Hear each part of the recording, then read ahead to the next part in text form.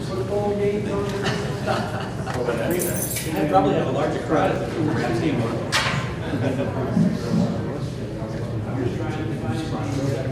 Notre Dame games.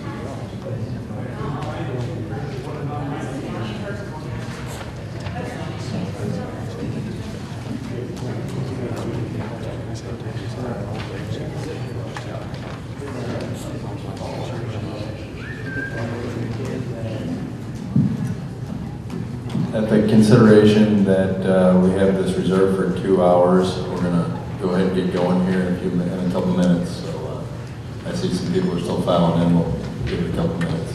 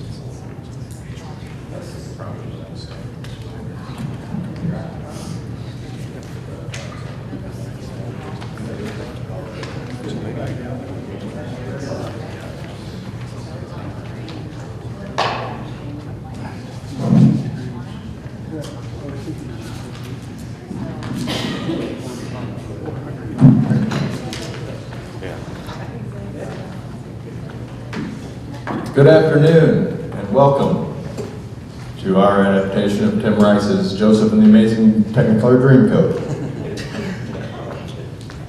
Sorry, bad joke. Please don't let me sing. At any rate, if you came last year, nice to see you again. If this is your first time coming, welcome. I hope we're able to answer any questions you might have, and hopefully we can all get through this and go home and have a nice rest of our weekend. So, that being said, I'm Jeff Scanlon, if you don't know me, the president of the POA here. And I guess a couple things I'd like to talk about are some construction projects that we felt were necessary for liability purposes in our subdivision, which is basically we had installed 1,200 feet of barbless farm fence behind some common ground woods where we had trespassing issues, and could potentially be a liability for us if someone were to go on there and cause a fire or get hurt. And there's actually 2 more phases to this project that encompass the remaining common ground wooded areas. So that being said, it's nice to see you, and I would like to hand the mic over to our Vice President, Mr. Jim Crisco.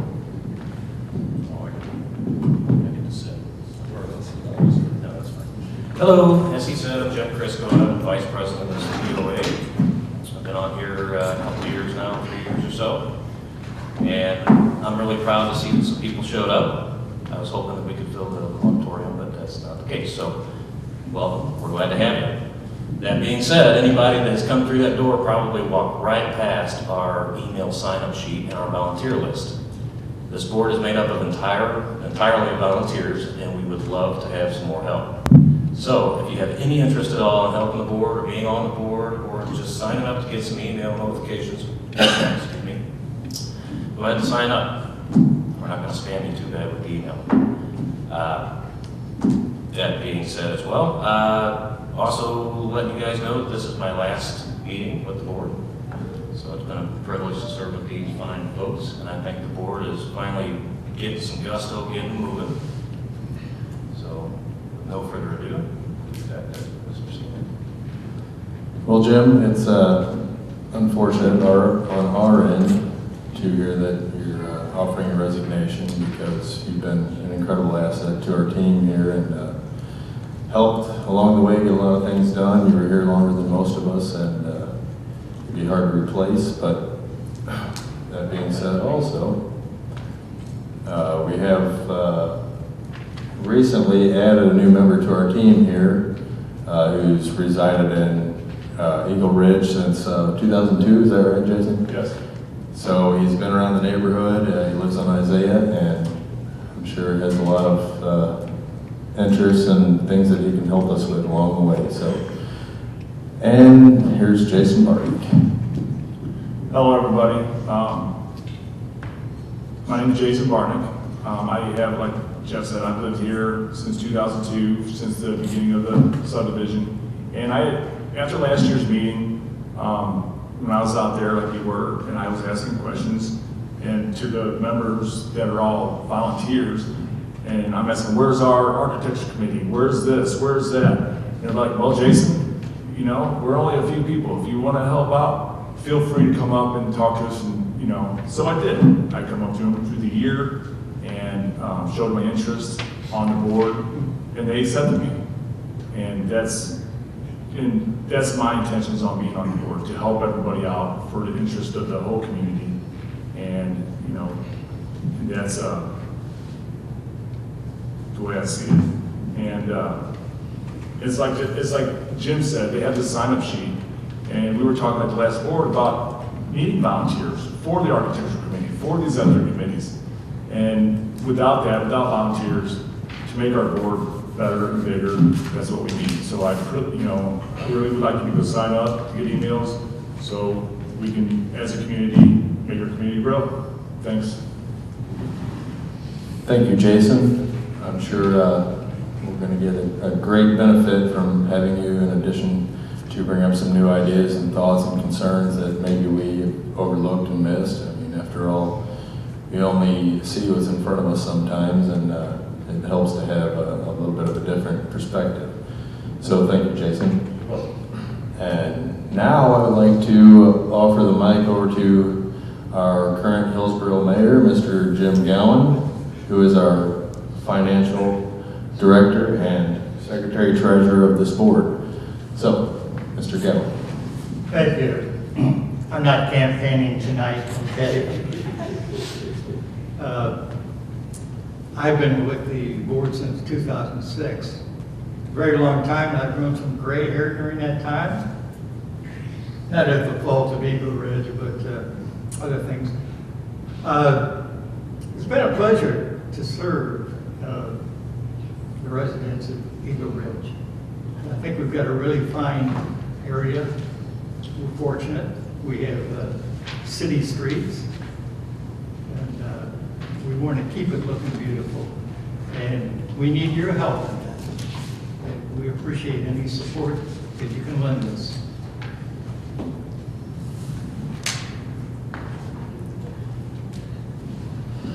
So, if you were here last time, we did go over the financial state of the board, and this time we've tried to present it in a slightly different fashion. So, Mr. Gowan would like to describe to us some of our operating expenses for the year. All right. Do you have it up in the? Okay. I think I'll stand up for that. Let's see, right here, if you want to come back. Yeah. Just operating expenses. If you look at the operating expenses, this is what we've spent, okay, to date this year, 2015. The insurance was $533. Then we had insurance for this meeting today. Well, that was another $25. Then website posting, Mr. DeGear was nice enough to pay for that, and we reimbursed him.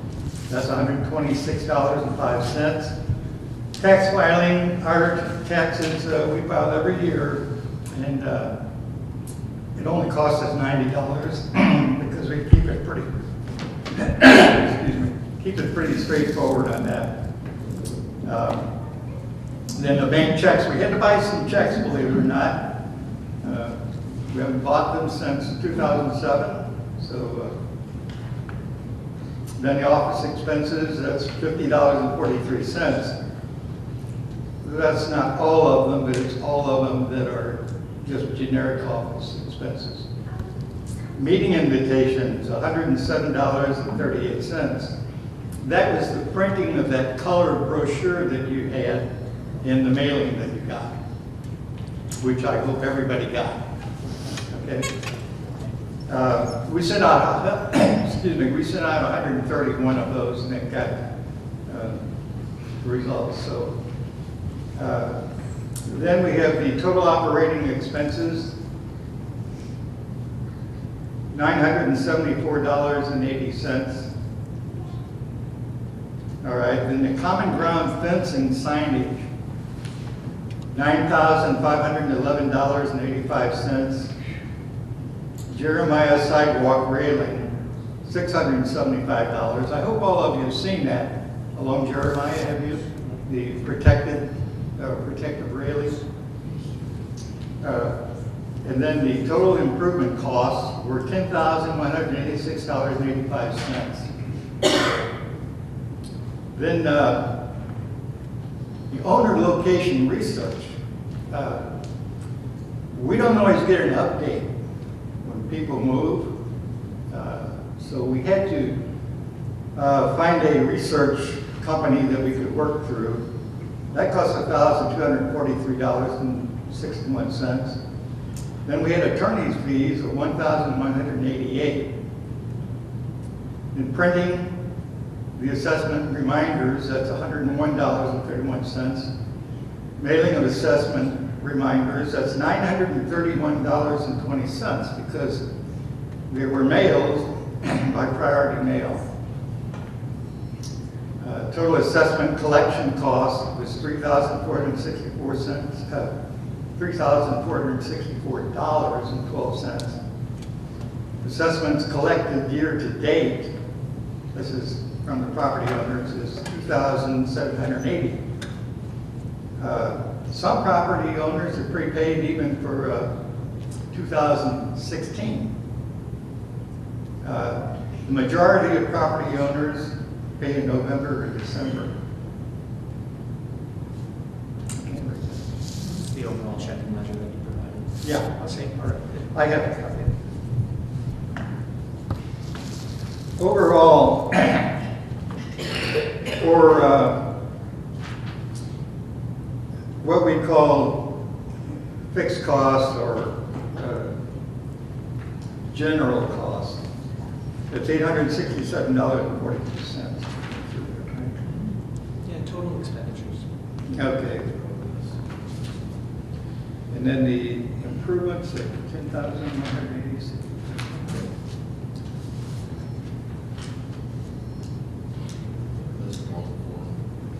Yeah, then the asset. All the expenditures are $14,625.77. So that's all the numbers that we talked about. Thank you, Thank sir. you.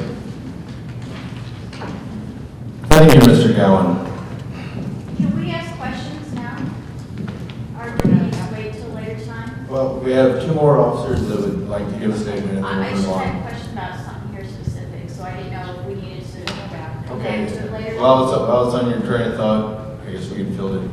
I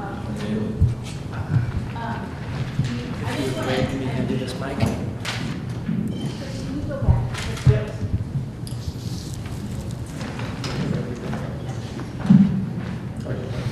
Can you explain what the owner location research is? I don't know what that means. Yes. When we send out letters, we want to make sure it goes to the right address. Well, we've heard from some owners that they never got any reminder of assessment and all that. So we had to actually do the research, and there was a website on which we signed up for a year so that we could try and find the correct address of every owner. This website is nationwide. And we did. We tried to do that and corrected any address differences that we had. We even have some owners that are out of the country and several that are out of the local area. So we had to be sure of what we were sending the letters to. No, that's fine. Just the first couple sentences was all I was interested in, but thank you. You're welcome. Any other questions? Well, I think we'll get to questions here in a minute. Thank you for your question, ma'am. I guess moving on to, I'd like to welcome Chris DeGear as the website manager to talk to you a little bit about what he knows best. Thanks, Jeff. So it's my hope that the majority of you have already been to our website. We have actually two different methods of reaching out via the internet. Jamie will speak more to our social side of things in a moment, but currently I maintain our official website. And what we do on that website is post all of our restrictions. If you've not been there, they're organized in a fashion that you can kind of just click and find out information about fencing or whatever you're interested in. Also, we post the minutes from our directors' meetings there. Generally, we plan to host meetings once a month. Sometimes it's twice a month. Once every other month. And then it usually takes about another month for the next meeting to approve those and get them posted.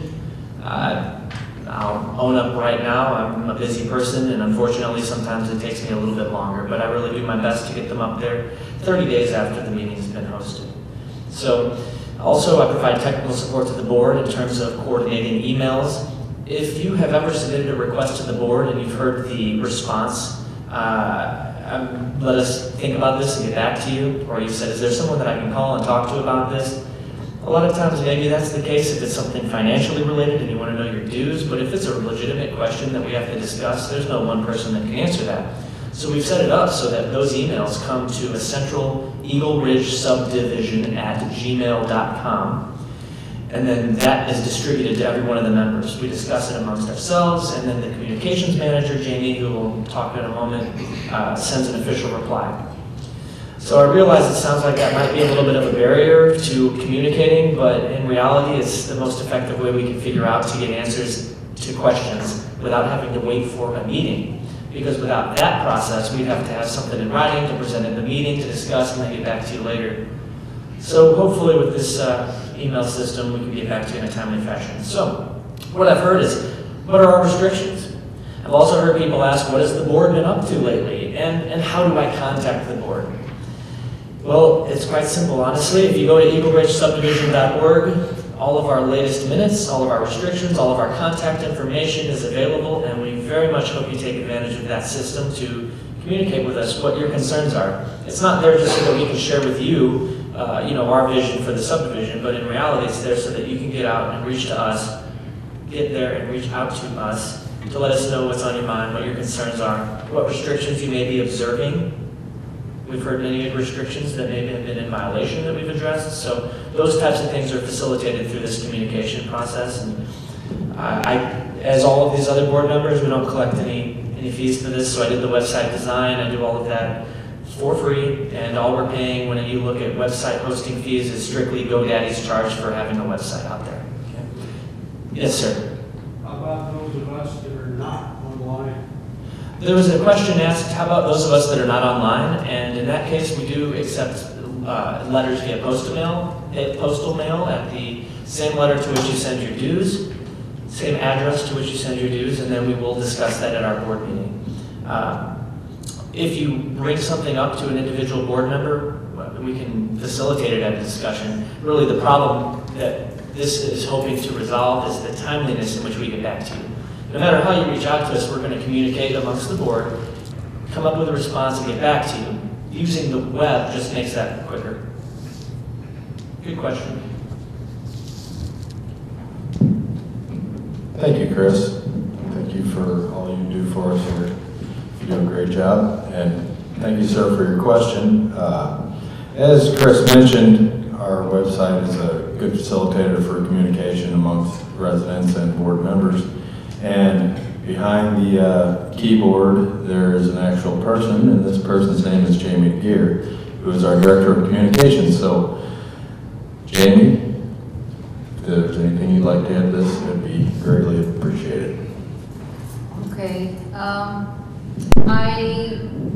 hope all of you guys have heard of nextdoor.com.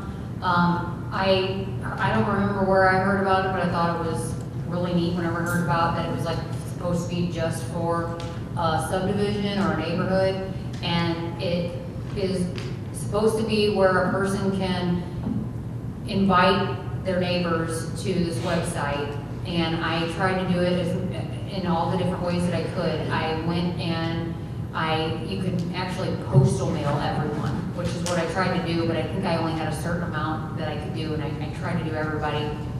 But I think there was only like maybe like 80 or something that I could do. Anyway, I tried to do that, and I know that we have like some people that probably didn't get it or didn't know what it was. It probably looked like spam mail anyway. But anyway, even if you missed that, I did go around the neighborhood and I tried to post signs on each street's sign so that you could not only read a little bit about the next door, because I put it on the poster, and you could pull off a little code on there, because it's basically so that it verifies that only everyone in the neighborhood can see it, so that somebody from a different neighborhood can't come in and see our stuff. Not that we have anything really private, but it was just supposed to be amongst those neighbors. You can be invited by email, so if like you know somebody that's been on it, or you'd like to still be a part of the nextdoor.com website. It's almost kind of like a social website, Facebook type of a thing for just this neighborhood.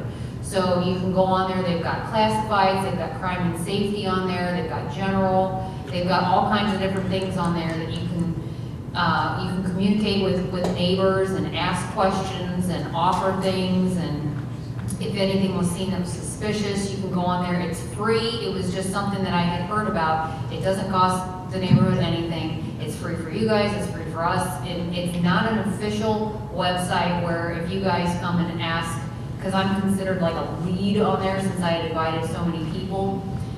Like, don't come on there and ask me, hey, is this against the restriction? I mean, you can ask me about restrictions. I can try and answer it as best as possible, but anytime that there's like a neighborhood official question, I always try and ask the board to make sure that I am understanding it correctly, so we can make sure that the answer gets out there right, but the right answer. But I do try and respond to people, but it's supposed to be an unofficial thing for the neighbors to actually know one another and talk with one another and have fun on there, kind of, and get to know each other. I thought it'd be nice for the whole neighborhood to get closer together on that website. I thought it'd be pretty easy. But anyway, if you know somebody or if you want to get signed up for it, since I'm considered a lead, you can, if you give me your email, I mean, if you put your email on the volunteer sign-up sheet, you can just write that you want to be invited to nextdoor.com. I can invite you by email, or someone else can invite you by email if they're on nextdoor.com as well. So it's open to all. It's a great service. And hopefully you guys can, if you haven't been on there already, you can go check it out and see if it's something that you would be interested in using. Also, for the emails that I was talking about, since I'm the communications manager, the reason that we made that position was because when people will try and talk to the board, it was normally Mr. Gowan that had to field all the questions all the time, and people would call him on his personal phone, and I mean, and then it wasn't getting discussed with all of us, so that we could have a proper response to any questions or concerns that we had. So anytime anybody asks a question and says like, can you call us, or they have a question even on Nextdoor, I'll always say to write the Eagle Ridge Subdivision at gmail.com, and then we all get it, and then we can all discuss what the matter is, or the issue is, or concern, and we can discuss it amongst one another, and then we'll send out a response that all of us have approved and said that was a good, that's a good resolution, so that way we make sure there's not just one person saying one thing and then another person saying another thing. So that's why we have the email set up. The nextdoor.com, I do try and get on there and say some stuff, but it's the emails that you email me. Well, email all of us, but I'll try and write a nice response that actually answers your question to the best of our ability.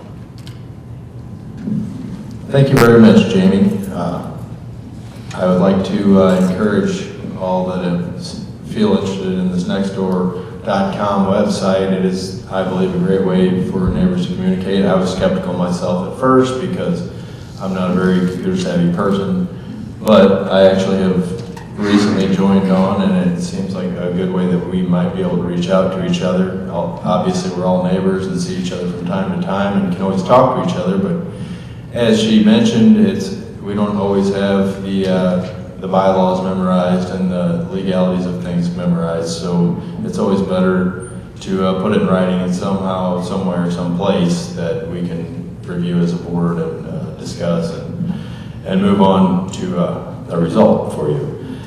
So, that being said, I'd like to thank everybody on the board. I wish people knew how many hours and how much dedication we have amongst this group. It's really a great thing what we're doing here, I think.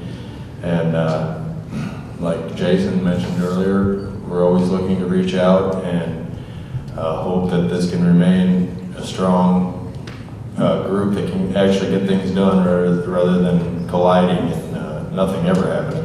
So that being said, I'd like to open it up to question and answer session for everybody, and I would like to ask that we kind of keep each individual question or around 3 minutes or less because of time, and also, if I could, just wait to be recognized before we field your questions so we can make sure we hear you clearly.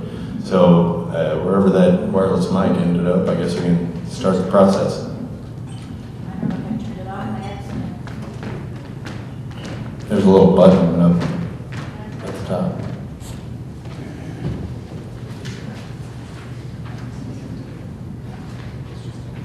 Test. So who would like to start us out? Gentleman in the Mizzou sweatshirt. Hello, my name is get far away from my mouth.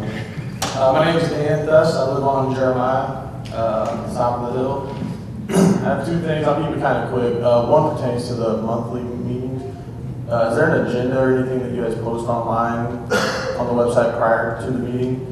I just know I work for an ambulance district, and our monthly board meetings, some of them are interesting, and some of them last about 5 minutes, and they're boring. But what we have the opportunity to do is to review the agenda prior to the meeting, and if it's something that really piques our interest, then we can go back and get those minutes and really pay attention to those minutes. And if it looks like a meeting that's going to be kind of review our monthly stuff and move on about our business, then we don't really pay attention to the monthly minutes. I didn't know if there was a way we can, I know you guys probably don't have everybody's email address, but Well, if we could get something posted on the website about like the monthly agenda, if something. that definitely exists. Okay. Chris? I'll be honest, I've never went and looked to see if there was one for the monthly meetings, so. But you can go on the website and see the official minutes for each and every. No, he's No, talking. I understand that, but I don't want to go back and review minutes for a meeting that might only lasted 15 minutes, that's general monthly budget stuff to talk about. Like when you guys did the fence and all that, if that was on there, we could really go back and see what was done, and that would, let's face it, people don't read the minutes and then they complain. I get that. But if something piqued their interest, maybe they would focus on that month's minutes specifically when they got posted.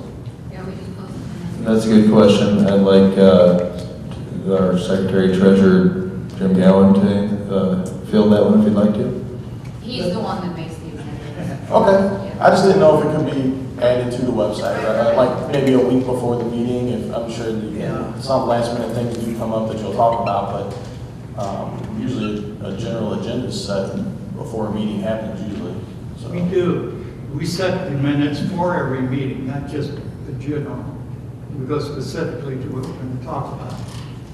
However, that doesn't tell you everything that's, excuse me, pass my, pardon me. That doesn't tell you everything that's discussed. And while we could post those on the website, I have no problem with that. A lot of times it's going to be like one day before we have our meeting. And I would suggest that you follow up and read the minutes, because there's normally far more in the minutes than you find in. Oh, I understand that. Maybe like just bullet points are on the agenda, but if the bullet point can be, fence in the common ground, that's something that people are interested in, and then they can review everything that was said. So, and 24 hours, whatever, as long as it's communicated out, and agenda will be done 24 hours prior to the meeting, so everybody can review the agenda. Just from a technical standpoint, we do receive the agenda within 24 hours prior to the meeting, and as the website person, I'm happy to go ahead and post those so that we can review them prior to the meeting to decide if you want to come back and look at the agenda or not. And that's not the best way to do it, but in terms of, as a property owner, but we all busy, let's face it, I don't want to read minutes from a meeting that took 10 minutes. You know, it took you guys longer to get to somebody's house than the meeting took, so. It's no issue for us to get those up there. It's a good suggestion. Thanks, Dan. And then I have just one more thing I wanted to bring up, about like the appointment to be on the board. I know according to our bylaws, it's an appointment-based system. We don't do elections or whatever the case may be. Elections may or may not be the best idea. But my question about appointment is, like Jason last year had some questions, and then if Jim doesn't step down for 4 more years, Jason doesn't get another 4 years until he gets to help out and represent on the board. I know this is probably going to cause some problems. It's just a recommendation. Now you guys have probably discussed it, maybe not. But how does somebody? My question is, how does somebody participate in the board or have that opportunity without maybe that opportunity never presenting itself due to the appointment process? He's not replacing Jim, because he's only a director. We don't have. No, There's no minimum or maximum, to my knowledge, for being on the board. It's just basically what position.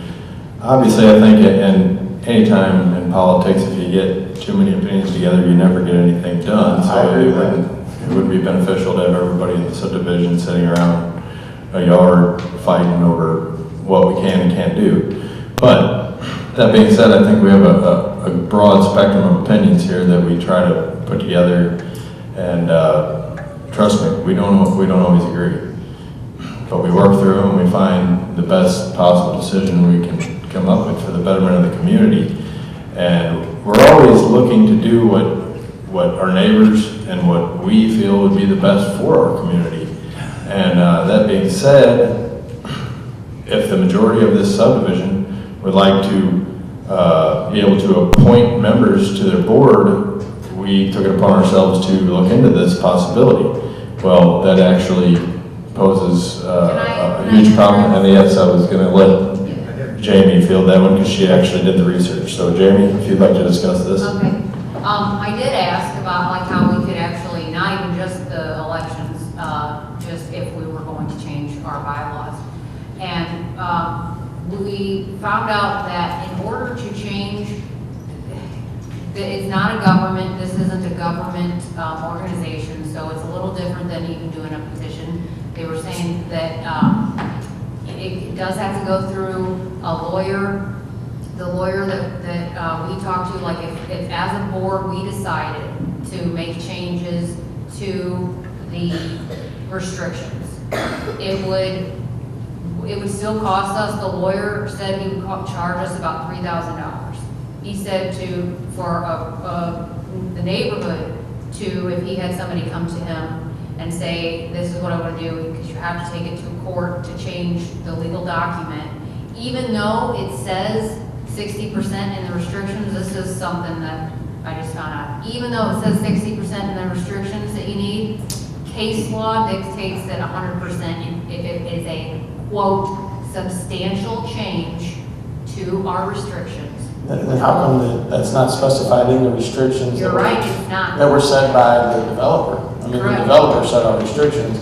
The developer's not even in business anymore. But The case law developer is has above. nothing to do with our subdivision. At what point can we take control of our subdivision? Even as board members Case and law property will owners. always go above just like federal law will always trump state law. No matter what you do in a state law, federal will always trump it.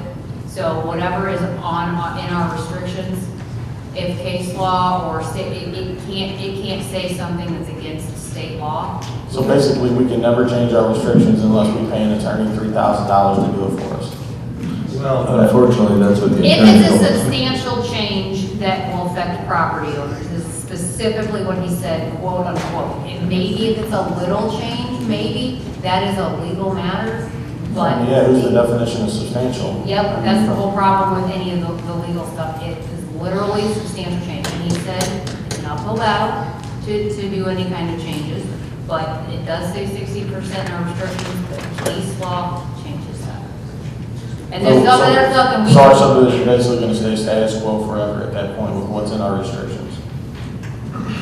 Unless we have some sort of legal representation. I'm just saying I mean, you can go and ask. I mean, I didn't bring the petition, I said, I don't want to go that route, I'm just No, looking for a better option. we aren't saying Or an that everything opportunity has for to stay. involvement besides just sending an email or the one during the meeting or whatever. And I do appreciate the sign-in sheet, I signed in with my email, my name, would love to help out however. You know, and I don't want to cause problems, I want Oh, no, not. continuity and, I mean, I'm not planning on leaving this place until my kids out of school at least. So, obviously want it to be here and have longevity and. Right. Well, that's Stay what we balanced, called, so- because we wanted to see, like I said, it wasn't even just the appointments thing, it was if we ever wanted to make a change. And that is what the lawyer, now, they charged us for talking to him, so, you know, it wasn't like I was gonna sit there and hash things out with him for an hour. I tried to be really quick with things, just because I wanted an answer for the Right. meeting, quite frankly. But I asked him what if we wanted to make a change, and he said any substantial change, case law says that, and then he said it's gonna be an uphill battle going forward. So, if there's a change, you know, that we all as neighbors want to talk about and change, then that's for sure something to do. But if we were even to make changes to the restrictions, we would need to get approval from the neighbors if they want us to go through a lawyer and make a legal change like that. I mean, and that can cost money, so people would have to agree to allow, you know, and sure, however long that case ends up taking, even if he's going to charge us $3,000, if it takes longer for whatever reason. But he said he would. Thank you for your research, Jamie. I appreciate the answer. We have an order of people who'd like to speak this time, so if you could pass the mic to Jim Gallup, please. Anybody else have a question? Yep. I have something to add to that. I'll listen. You just was next. If I may. The 60% that's written in our restrictions was correct at the time. There's been laws that have come since and said it has to be 100% participation that override that 60%. And that's for our attorney, and I don't like it either. I would rather see it completely different. Let's be frank, 100% is impossible.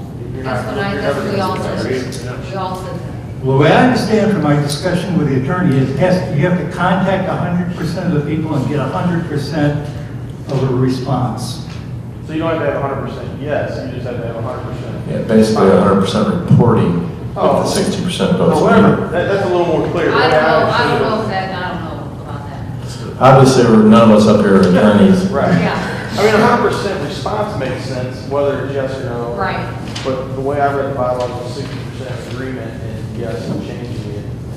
I think the way that I heard what he said to me on the phone was 100% if it's a substantial change to that affects property owners. That's what, I took that as 100%, but maybe it wasn't reporting. I thought maybe it was yes.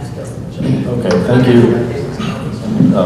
Mr. Gowan, if you're finished, Chris would like to add something to this? For sure.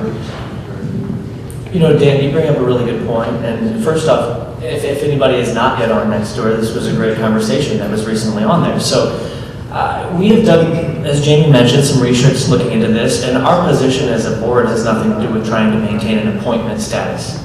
Now we're just legitimately looking for, as a community, what do we want to do and how are we going to update these things? And I think some of us would like to go to a voting system, some of us like the appointment system, but based on the costs and the amount of effort, the route that we take, I mean, frankly, I think we could get more broad representation with the existing system and the issue itself could be negated, really.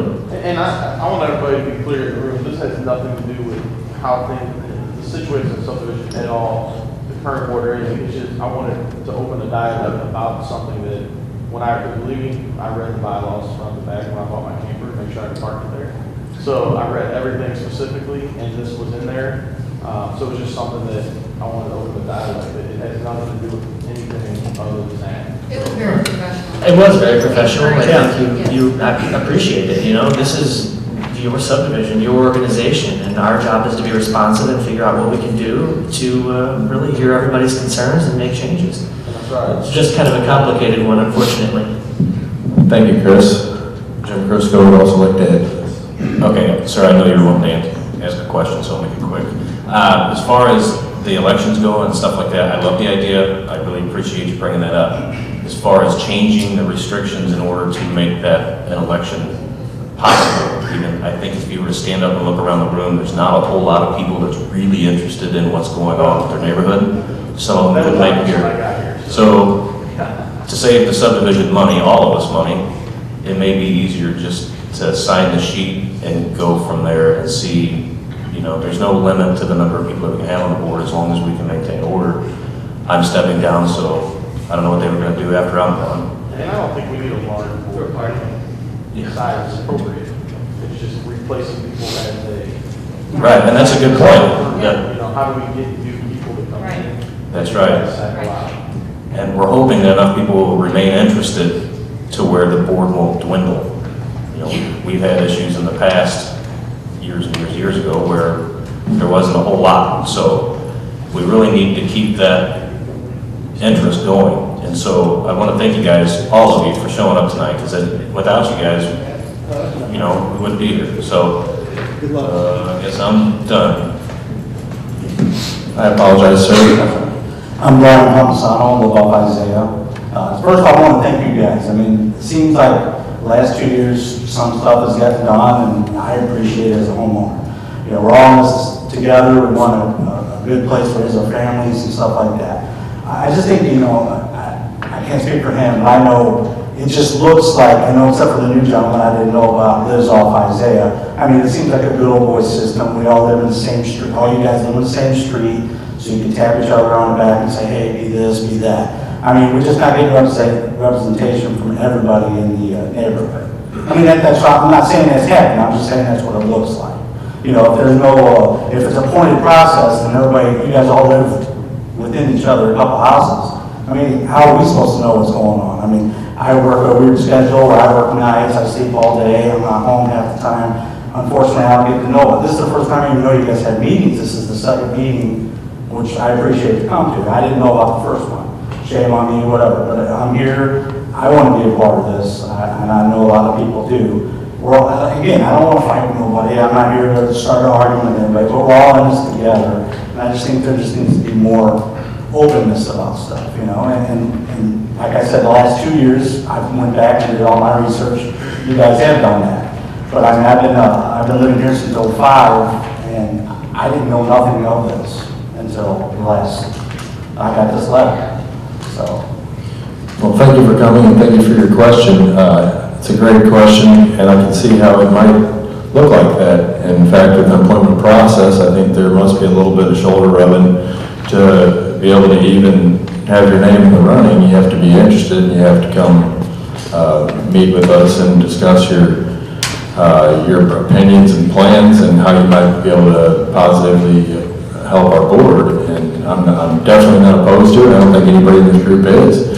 And as far as representation goes, I feel that we're a pretty compromising group, and like Mr. Tusk is speaking about, maybe we can't change the legalese of the document, but maybe we can be more of a representative. If the community as a whole felt a certain way, maybe they could have a balloting system where we could actually represent their vote, and we could maybe start to vote on some issues, or if someone wants to bring something up that they think needs to be done, and maybe a petition type system, and then we get, 90% of everybody that lives here wants to do this, we better vote it in, that type of thing. So there are ways around the legal system, and that way also. So if there's anybody else that would like to say anything to this, or if there's anything else you'd like to add. I do want to say that we're very, very interested in getting somebody from other streets. We were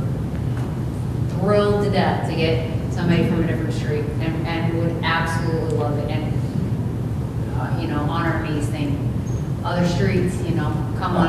I mean, I'll be honest with you, I didn't know you guys were still together. I really didn't. I moved in here in '05. I paid my dues in 05, 06, and I heard you guys weren't around anymore. I didn't know, I didn't hear nothing, I didn't know anything about you guys back. I received a letter that you guys had this meeting today, and I'm behind on my dues, and which will be corrected, but it's just, you know, I just feel that we all need, I mean, we live in a small neighborhood, we can all know, drive by and put a fire up or something, we can all be a part of this Did and you get things go, going. did you get to go to the Eagle Ridge Subdivision website? Did you get to go? Yeah, Did it? I've been there. So if, I know we're recording this and we have the video from last year. And I did, I watched it, that's why I said I appreciate it, because it seems like Yeah. the last 2 years, things have really, really happened, however, you Yeah, know. that'd be Before great. that, I didn't see anything happen, you know. If the sign-up sheet over there, you know, if we can get people's emails and start communicating from that, and anybody that has any kind of questions or something that wants to ever email or go on next door to, you know, can try and address any concerns or things like that. And we are trying to, for sure, get people out. Last year, we did have a nice big sign for the meeting up by the lawyer's office, but this year we didn't have time and all that to make it, but we were hoping to get out the mailings and everything. But I'm glad, really glad that we got the mailings. Yeah. Thank you, Jamie. Is there anything else you'd like to talk about? Or? I'm good, thank you. All right, thank you for your time.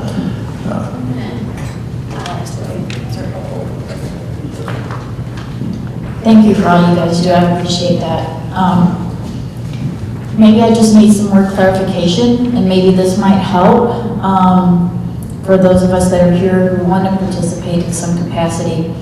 I see there's president, vice president, secretary, and treasurer, and I see that kind of as the executive office, correct? Yes. Okay. And then I see a director. Then I also see website manager, communications manager. So and this is what I want clarity on, because I work with all different kinds of groups and organizations, and each one is totally different in how they classify themselves. And so perhaps a little bit more clarity on that will help those of us. So I know in the past with groups, there's executive committee, which is what I said is president, vice president, treasurer, secretary, and then you have like a board, and that board is that where the director comes in? Because sometimes the director is in charge, sometimes the president is in charge, so I'm not sure what the director means. And then I personally would see the website manager and the communications manager as like subcommittees of that board. So that's how I'm viewing it. I don't know how anybody else here might view that, but if there could be clarity on how that works, that might help. And then perhaps that might also, if there's areas, like somebody said architectural committee, if there's like maybe I'm just visual, perhaps, if there's like a chain or something, you know what I mean? Let me answer that. The state requires 3 officers. Okay. That would be the president, vice president, and in our case, the secretary and treasurer. One of them has to be a financial officer. We can have as many directors as we want to beyond that. I'm sorry to interrupt. When you say director, what does that mean? Does that mean that they're just a member of the board? Yes, member of the board. So there's no other type of responsibilities other just being on the board? Well, we've defined those responsibilities as we go along according to the need. A director might handle several things, or they may be concentrated in one area, and that's what we have to define as we go along according to the talent that we have on the board at that time. So we now have more on the board than we have ever had, and I can remember when the board was scarcely 3 people, because I've been on it all the time. We had a tough time maintaining that. But the 3 officers are defined by state law. We're registered with the state and federal, of course. So that's the reason why it's structured that way. And are all directors voting members? Yeah. Are they all voting members, the directors also? Yes. Okay. Yeah, technically, I was a director and Chris was a director, but then we wanted somebody to make the website and have a nice website, because it was Jim's son who had he was, I don't know, up, or, you know, like the. I was hiring it kept up by the outside. So Chris was able, since he is the IT guy, he was able to take over that, so we called him the website manager. And then whenever I was saying that I would help, like, write out the emails for the whole group, basically, so that Jim didn't have to do it. So then I'm a director, but then, so I became the communications manager. That makes, yeah, whatever you're. Yeah. We've actually pretty clearly defined each individual's role, and actually Chris has posted them to our website and now has them presented for you if you'd like to read through them. We'll have them up there for you.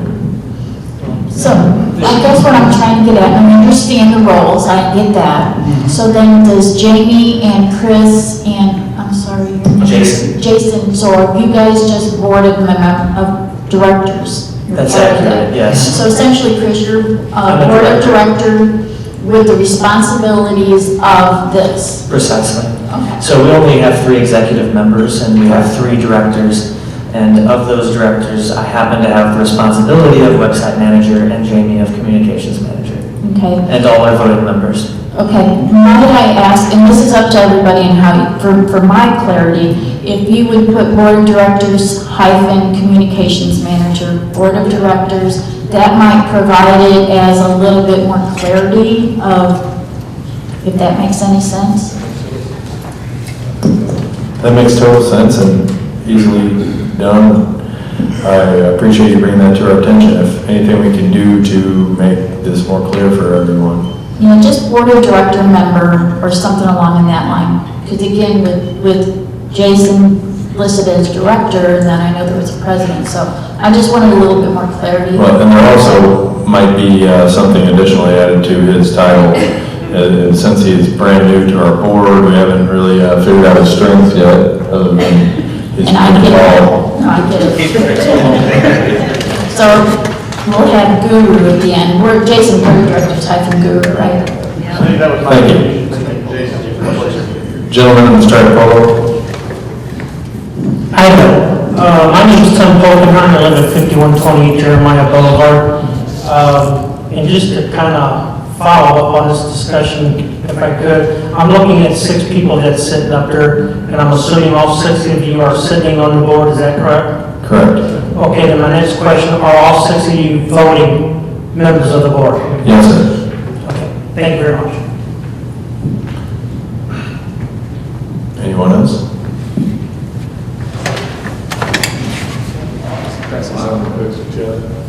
Yes. Here's Jason Bartlett.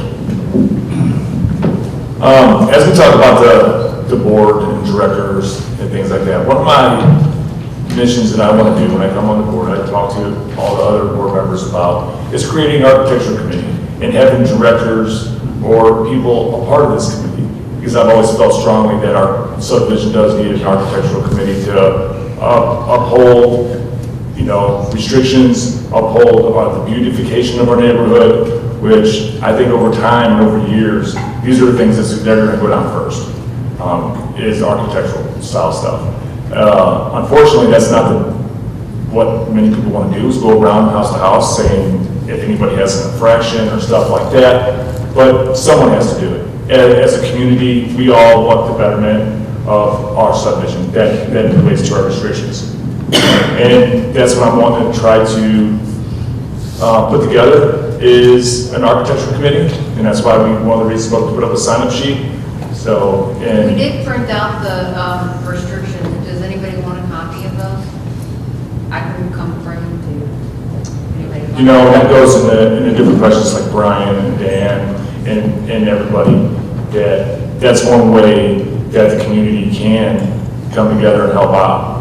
And we do need more people. Like I said, I believe we're a couple of people short of a full board, or having an architecture committee where one director is in charge of the committee, and they may have committee members, like you were saying. Have a couple, you may be a board director, but we still need a couple of members, committee persons for that board, with that board director. And that's what I think when I come on board, that was kind of my interest of what I think we need. But like I said, it's all volunteer. I've only been to a few meetings, and it takes time. We're all busy, like everybody says, we're all busy. So. I'd like to add something if I could. we've always had an architecture committee, but it's been whoever were the members of the board, and sometimes only 3. For instance, we just approved the young man's fence here, correct? But I agree 100%. The more people we can get involved in this, the better off we are. Because quite honestly, over the years, we needed more people working with us. And quite frankly, I welcome anybody who wants to become a board member. That would help.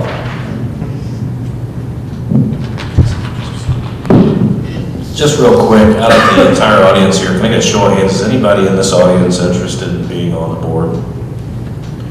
Excellent. Fantastic. Make sure your names and addresses and your email addresses are on that sheet, please. Or you can stick around after this meeting is concluded and we can talk to one another. Whatever other information you'd like to offer, such as a telephone number or, just anything, any skills you might have or interest or change of direction you might like to propose, just anything, write it on that sign-up sheet, and that way we can review it and speak with you in the future and maybe grow this thing into something that we can all appreciate. Any other questions? I see things kind of like a chicken or an egg, which comes first. So I know you want more people up to be able to participate, and I agree with you on that. I know that you want to know what the skills are that people bring to the table, and I understand that. But yet I might have a skill to bring to the table, but I don't know what it is that you want. So have you thought out or thought about what are some of these, and I'll call them committees for lack of better types of things, because I see Jamie and Chris as being more like communication type of a committee, and architecture is a different type of a committee. Are there other types of general categories that you guys have thought out that you would really like for people to come and bring assistance to the board for? Well, we've definitely brainstormed this idea, and nothing has popped out at us more than, say, an architectural committee that can approve future projects, and frankly, it's something that might be on some of your minds, maybe not others, but there are currently violations to bylaws in the subdivision that not everyone up here has seen or maybe don't even know about. That if it bothers you and you feel that it affects the value of your home property, then it definitely should be brought to our attention. If any help we can get in that, right? And if you have an idea yourself of what other committee could better this community, write it down. Sir. Tim Polkenhardt, 5120 Jeremiah Boulevard. Just a couple quick questions. I know the city takes care of the streets in our subdivision, correct? Correct. Does the city take care of the light bill, for example, the street lights? Or does the subdivision pay the light bill for the street lights? The city takes care of those. Okay. To follow up on that, we moved into subdivision last year and noticed that we have, of course, concrete streets, but in some locations, there's asphalt in the middle of that street. And I just assumed that maybe was a temporary patch, but then I noticed that the asphalt is still sitting there. Can I ask why, if we have concrete streets, we have asphalt? Yes, you certainly can. Patched in there? Now I'll speak as a past alderman and now the mayor. It's a matter of economics, quite frankly, but we had broken pieces of concrete actually coming out of the street, so we made it an emergency repair. Within the next 2 years, we want to replace those, but the budget's not there at this point. I got my mayor hat on. We're looking at a pretty tight budget. He's the mayor of Hillsborough. And I understand it. Thank you very much. But here we are talking about architectural committee, and that's very important to subdivision. And of course, having streets that are usable and functional is one thing, but you also have an aesthetic thing there. Where people buy the subdivision because they like the quality of the homes, the quality of the streets.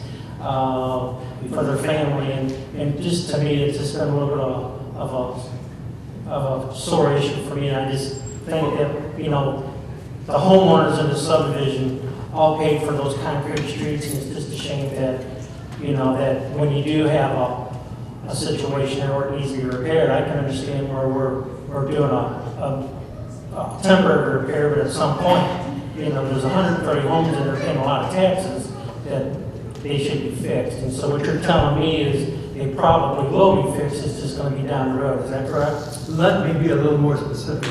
We're at the top of the list for repairs. It was pretty hard to get there.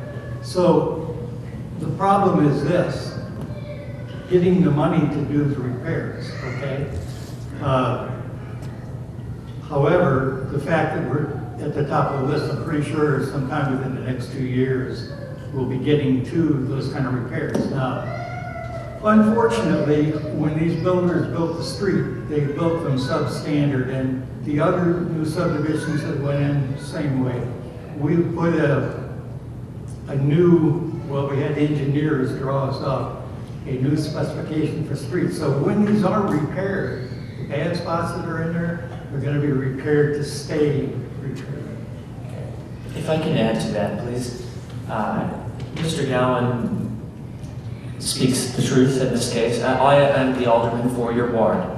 So what I would ask is those specific issues. Many people bring issues to the board of directors that are not within the jurisdiction and purview of our board. In those cases, I'm opening myself up to you. So reach out to me personally. I can give you my contact information afterwards, and if you can provide a statement that I can take to the board of alderpersons for discussion at the city level, I will fight for our streets to be repaired. Well, my only thought is that the city approved those streets when the subdivision was first built. And so that was a standard that was there at the time the subdivision was built. And if it's just simply a budget, I can kind of understand that. And as long as it's in the works, I appreciate it. It's a combination. Yeah, absolutely. Thank you. One thing I'd like to add to it, provided said crew or committee was qualified to do such work, it could be such a thing that they could possibly save the city some money and volunteer their time with the city, obviously purchasing the concrete and the equipment necessary. It might speed up the process, but a couple of us that felt we were qualified to do so have done a couple of repairs in our subdivision that way. So just to mention it. So if there are no more questions, sir. My name is Kyle Churchill. I live on Jeremiah Boulevard. Just curious, Jeff, you mentioned earlier in the meeting the fencing projects that are going on. Yes, sir. I know you mentioned the one that's current, I guess, is the one that's going on back on Micah. But you mentioned there are 2 more phases to that. I'm just curious what those are and where those are going to take place.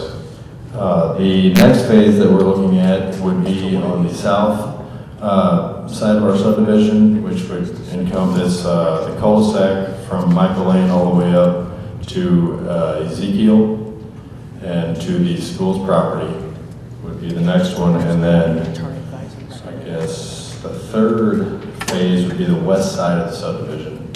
Each phase pretty much equal in length, pretty close, and obviously it's expensive and it all needs to be dealt with. It's just kind of a phase thing, and we'll get to it eventually.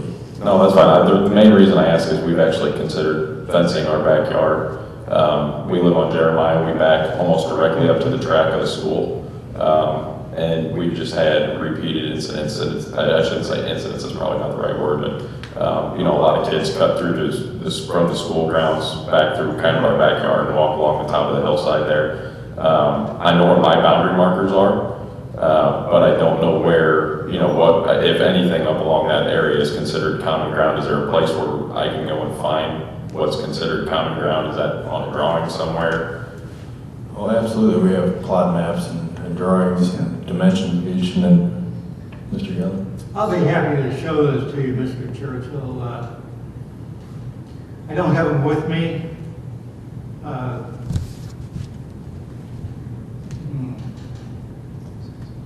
I will make a plat of that and send it to your address. How's that? Now, let me add something else. If your property line joins something outside of the subdivision, that common ground, then you need to have a fence put up there. We're putting up fences from our common ground to property outside of the subdivision. Okay. Okay? But I'll be happy to mail you that. How's that? Yeah, that'd be fine. I just want to make sure, I mean, I've gotten a plat map from the county offices. Like I said, I found my boundary markers, I know where my corners are, how far my property goes. I just want to make sure that, you know, obviously when we go to do the fence, we'll approach the board about it and get everything approved. But we just want to make sure, my main concern is our backyard's got a nice, real steep hill, and the kids like to roll down it and ride bikes down it and everything else, which is all well and good. I did the same thing when I was a kid. I just don't want anybody getting hurt on my property. I completely understand, and thank you for your question. One thing I'd also like to add to that, and we have actually discussed this as a board, and it's something that we as a board need to do, and you as a homeowner should or could potentially approach the school board for such concerns, because it is their property too, and if the problem that you're dealing with concerns their property, then it may be something that they may be able to help fix or remediate faster than we could. Okay. Well, I said we also plan to approach the school board for the same reason. I just wanted to add to his. If you do have a fence, do not use Lowe's. I did. I spent a little over $3,000 on a fence. They come out, they subcontract. They come out with 2 different crews. Poles were not dug deep enough. They were loose. A week and a half after they were set in concrete, I grab them, pull them out the ground with one hand. I fought them for a little over 3 months. Called Lowe's corporate. I called Better Business Bureau. I went into Lowe's with pictures and video of what was going on. They told me that they couldn't trust the contractor that they were using. They were going to use another one. And I was not home. I was told by neighbors that they used the same guy. Showed up in the same truck, the same diesel truck that leaked oil all over my driveway. They ended up, what they proposed to me was, here's your installation money back, have another company come in and do it. So just to save you a little bit of trouble with Jefferson County soil, it's a lot of rocks, so if you're not going to do it yourself, I would highly not use Lowe's. They're great for anything else, but just as a neighbor, Thank I you don't for want to save you. your thoughtful question there, Mr. Carlton. If there are no more questions, if there are, we'll stay as long as our time allows us. If not, then we can all.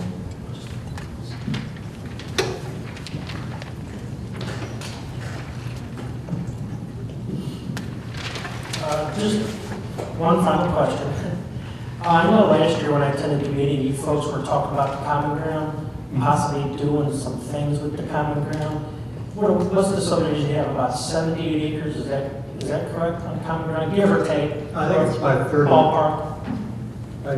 You have a sheet there, but I think it's about 38, something like that. Was 34. Was there some discussion as far as maybe doing something with that common ground, such as a bike path, or not so much a bike path, but maybe a walking path, or something to do with nature and? Would be nice, however, the restrictions really mess us up. Because the restrictions obviously are there. And it says that you enter it at your own expense, or not expense, but your own risk. For instance, when we've had a person come in and doing a fence and all that, they had to give us their insurance Certificates of insurance. in order to even go on the common ground. So The we're kind of guidelines. stuck as far as being able to do anything with it. I just didn't know if that was usable, or if there was anything that the subdivision could benefit out of that common ground, such as, not so much bikes, that was not the word I was looking for, a walking path, a nature area or something like that, What we have done, and it's on the website, is It's also on the screen. we wanted to develop, And it's on your website as well, I've read it. we wanted to develop some guidelines for the common ground, because think about it. You don't want somebody coming and camping and building a fire right behind your residence, right? So while we can't say you can't use common ground, we have put some guidelines to guide people in the use of common ground. The restrictions are, I don't know. Well, it's there for a purpose, you know, Yeah. it's there for a reason. Well, I think you raise a good point. You know, if there are particular ways that we could use the common ground to provide additional, I don't know, services or whatever to our community, great. Yeah. As of now, we've not really identified any ways that we could use that ground since it's highly wooded at this point. So if there are suggestions, write them down. Let's talk about it. Okay, thank you.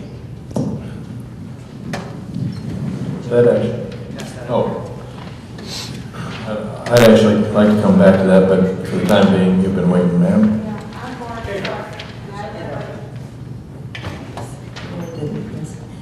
I live on Michael Lane, and I was just wondering when they are ever going to get up a sign for our subdivision, so people know how to find us. I mean, it's... That is a fantastic question, which we'd all like to know the answer to, because it somehow, to our knowledge, got missed in the allowance and the easement allowing us to have an entrance structure. So thus far, we've kind of approached homeowners at the entrances of our subdivision to see if they might be willing to donate a piece of land or a portion of their land to put a structure on, but we've been unsuccessful. So any ideas on that front would be great too. Because they told us that when we bought the house, that there was enough land there set aside to put up a sign for our subdivision. It was That's not. what they told us. That is actually what I was told by the real estate agent too. I know. I was told the same thing, and quite frankly, I went to Rick Avila several times on that. The only thing he had was he owned the house that, thank God, was finally torn down. We had it torn down. That was the area that that sign would have been. Well, when he lost everything and it went to the bank, I've been in contact with the bank since 2007, trying to either get a lease or trying to buy a piece of that, to no avail. It's Jones, Dan Jones. president's name, up in Arnold, and I contact him occasionally, and he did allow us to put up a temporary sign there for the last meeting that we had last year. But quite frankly, I think he did make one commitment. He said, he might put up a bank there, and if he does, he might talk to us about getting a little piece of that. Well, that's as much as I've gotten so far, and that was all words in the wind.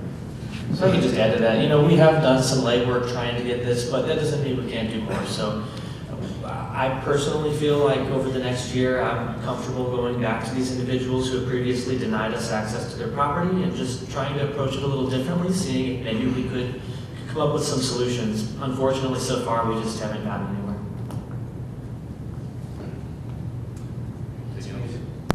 Anything else to that respect? Well, we'll continue to work towards that elusive structure that we all want, but unfortunately, no luck yet. Now, I would like to go back to the previous question about the common ground usage, which brings me to another thought that has been brought up in a previous board meeting. And this kind of combines what people can do to help the community, and a possible committee could be formed. Now, the first thing to mention is that anything that we do on common ground will always be at your own risk. So that being said, there is, when I've walked back there's a pretty good accumulation of trash back there that people would ever like to go try to clean up a little bit without trespassing on other people's property. It would be a benefit to our community, I feel. But again, everything's at our own risk. We're all allowed to enter the common ground at our own risk. So, sir? I just want to know if there's a way.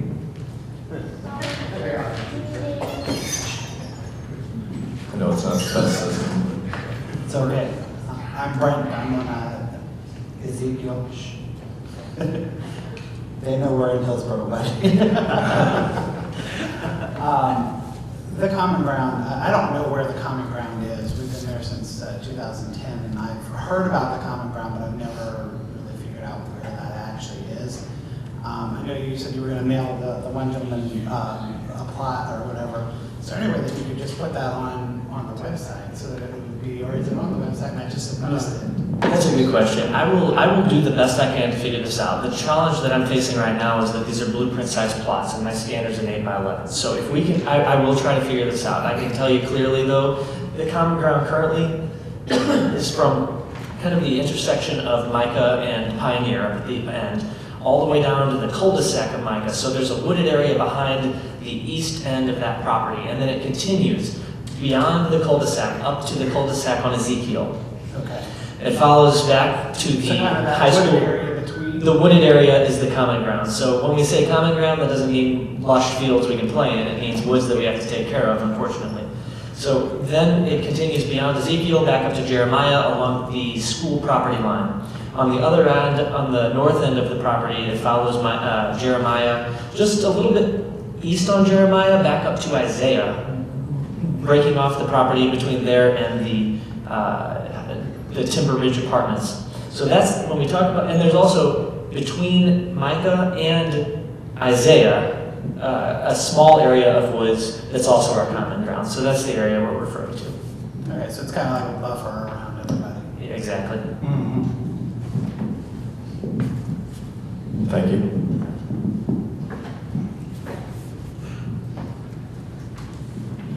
That also, I guess, could be something if you, when you're putting whatever information you might be interested in giving on the sign-up sheet, you could maybe say, would like to have a copy of the plat map or whatever you might be interested in. That's available in the county records. It's about 7 sheets, and it's about $15 a sheet. So it would be good if we could come up with. I'll do my best.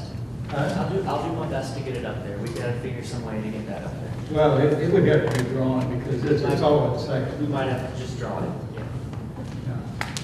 Well, yeah, I mean, even if there was, I don't know if there's a way like on Google Maps to, highlight or something.